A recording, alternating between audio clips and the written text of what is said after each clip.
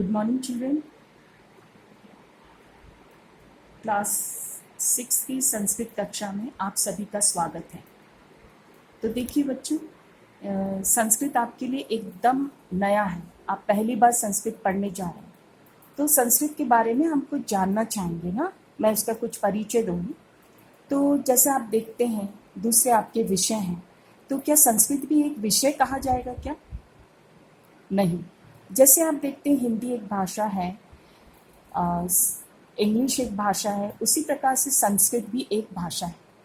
और आप जानते हैं कि भारत में सबसे पहले जो भाषा बोली जाती थी वो संस्कृत भाषा ही थी। और इस तरह से हम देखते हैं कि भारत में और भी जितनी भी रीजनल लैंग्वेजेस है वो सब संस्कृत भाषा से ही उत्पन्न हुई। इसलिए संस्कृत भाषा को सभी भाषाओं की जननी भी कहा जाता है। अब सवाल ये उठता है कि संस्कृत भाषा आपके कोर्स में क्यों रखी गई है। इसके कुछ कारण मैं आपको बताती हूँ। एक कारण तो ये है कि संस्कृत हमारी सबसे प्राचीन भाषा है, इसीलिए इसके बारे में जानना हमें जरूरी है। और दूसरी बात, हमारे जितने भी प्राचीन ग्रंथ आप देखते हैं, वेद, उपनिषद, पुराण, ये सभी संस्कृत भाषा में लिखे गए हैं। तो अगर हम उनको पढ़ना चाहते हैं तो हमें संस्कृत का ज्ञान होना भी जरूरी है।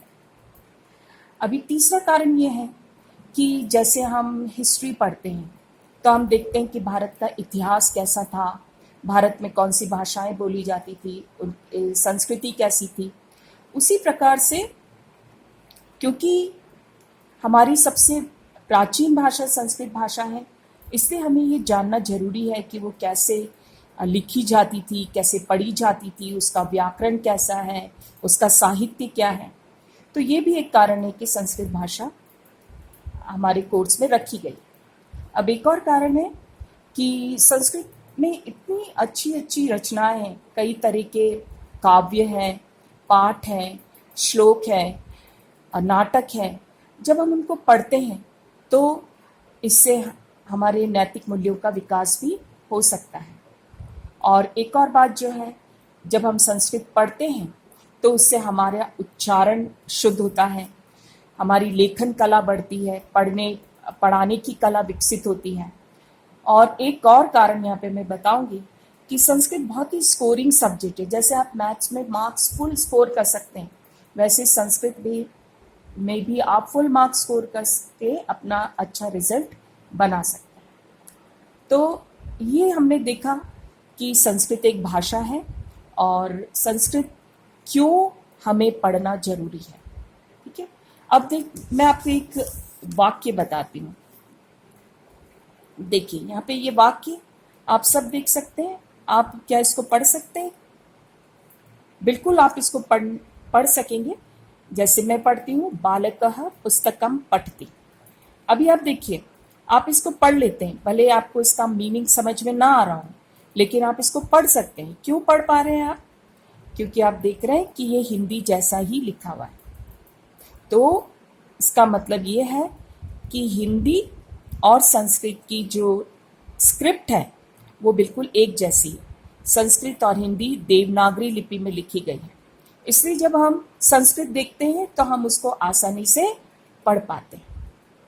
तो अब हम देखते हैं कि जैसे हिंदी का जब हम शुरू करते हैं हिंदी पढ़ना, जब आपने बचपन में शुरू किया होगा हिंदी पढ़ना, तो आपने सबसे पहले वर्णों की जानकारी ली होगी ना। वर्ण अ से आपने शुरू किया होगा, अ आ ई, और फिर क ख ग घ। और जब आपने अंग्रेजी पढ़ना शुरू किया होगा तब आपने देखा होगा आपने ABCD से शुरुआत की। उसी प्रकार संस्कृत की शुरुआत भी वर्णों से होती है। तो अब हम देखेंगे कि संस्कृत की वर्णमाला क्या है। अब देखो, ये जो है ये आपकी संस्कृत की 6th क्लास की बुक है। आप लोगों के पास नहीं होगी, लेकिन मैं आपको इसमें से बताऊंगी कि आपको क्या करना है। अब जब आप इसको संस्कृत में आप ये बुक खोलते हैं तो यहाँ पर आपको देखिए संस्कृत वर्णमाला, यहाँ पे संस्कृत वर्णमाला दिखाई देती है। और संस्कृत वर्णमाला में आप देखिए यहाँ पर सबसे पहले स्वर दिए हैं, और स्वर में देखिए अ, आ, ई, उ उ, री री, री ए ओ अ। तो ये जो है ये स्वर कहलाते हैं और ये 13 स्वर है संस्कृत में। अभी हम व्यंजन पे आते हैं। व्यंजन देखेंगे हम, आप लोगों ने सबने पढ़ा भी होगा। ये क ख ग घ ङ, च छ ज झ ञ, ट ठ ड ढ ण, त थ द ध न, प फ ब भ म, फिर य र ल व, श श स ह। तो ये क्या है? व्यंजन है। तो स्वर और व्यंजन। अभी यहाँ पे देखिए, यहाँ पे दो ये दिखाई दे रहे हैं हमको, अंग और अह। तो ये क्या है? ये वास्तव में इनको हम बोलते हैं अनुस्वार, और ये जो दो बिंदी होती है इसको हम बोलते हैं विसर्ग। अनुस्वार हमेशा अक्षर के ऊपर लगाया जाता है और विसर्ग हमेशा अक्षर की साइड में लगाया जाता है। तो अ एक उदाहरण स्वरूप अ के साथ ये लगाकर बताया गया है कि ये कैसे लगाया जाता है। तो इसको हम संस्कृत में कहते हैं अयोगवा। तो स्वर, व्यंजन और अयोगवा, इससे वर्णमाला बनती है। अब हम देखते हैं कुछ वर्ण ऐसे होते हैं संस्कृत में जो दो वर्णों से मिलकर बने होते हैं, दो व्यंजन होते हैं उनसे मिलकर बने होते हैं। तो हम देखते हैं यहाँ पर जो दो वर्णों से मिलकर बनते हैं उनको हम संयुक्त वर्ण कहते हैं, क्योंकि यहाँ पे दो व्यंजन संयुक्त किए गए हैं। तो यहाँ पे देखिए, यहाँ पर जो श जो अक्षर दिखाई दे रहा है, यहाँ पर ये दो अक्षरों से मिलकर बना है, क और श। और क्योंकि श बोल रहे हैं, अ आ रहा है, इसलिए यहाँ पर अ स्वर लगाया गया है। अगर मान लीजिए यहाँ पे क्षी होता तो ये क, श और ई होता। तो यहाँ पे क्योंकि ये क्ष है इसलिए ये अस्वर यहाँ पर इसके साथ मिला हुआ है। अब दूसरा जो संयुक्त वर्ण है वो है ज्ञ। अभी ज्ञ देखिए, हमको ऐसा लगता है कि इसमें ग और य मिला है, लेकिन नहीं है। इसका जो सही उच्चारण होता है वो ज होता है। तो वाकई इसमें जो मिला होता है वो क्या रहता है? ज और पंचमा अक्षर, च वर्ग का पंचमा अक्षर ञ, ये मिलकर ज्ञ जो वर्ण है वो बनता है। फिर त्र आता है। त्र में तो हमें सुनाई भी वैसे ही दे रहा है, त और र।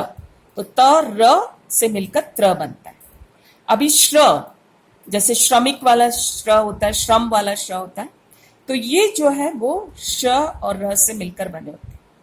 और एक और जो स्वर होता है वो होता है ध्य। जैसे विद्यालय में आप देखते हैं विद्या, उसमें जो ध्य रहता है वो द और य उसमें शामिल रहता है। वो कोई ध धनुष वाला ध नहीं रहता। ये ध्य संयुक्त व्यंजन है जिसमें द और य मिलकर बना है। तो अभी हमने देखा संस्कृत वर्णमाला, स्वर, व्यंजन, अयोगवा और संयुक्त वर्ण, इनसे मिलकर संस्कृत वर्णमाला बनती। और इन्हीं जो अक्षर है स्वर और व्यंजन से मिलकर हम देखेंगे संस्कृत के कुछ नए अक्षर, हम नए शब्द जो है वो बनेंगे, वो हम आगे पाठों में देखेंगे। तो अभी आपको क्या करना है, ये जो वर्णमाला है कोई भी अपनी अभ्यास पुस्तिका लेकर आप उसमें बिल्कुल पहले स्वर लिखिए, फिर व्यंजन लिखिए, संयुक्त वर्ण लिखिए और फिर अयोगवा लिखिए। ठीक है? तो ये लिखकर आपको आप इसको याद भी करेंगे, स्वर कौन से होते हैं, व्यंजन कौन से हैं, संयुक्त व्यंजन कौन से हैं। तो अब हम यहीं पर समाप्त करते हैं और हम इसी पाठ्य पुस्तक का पहला जो पाठ है वो हम अगली बार देखेंगे।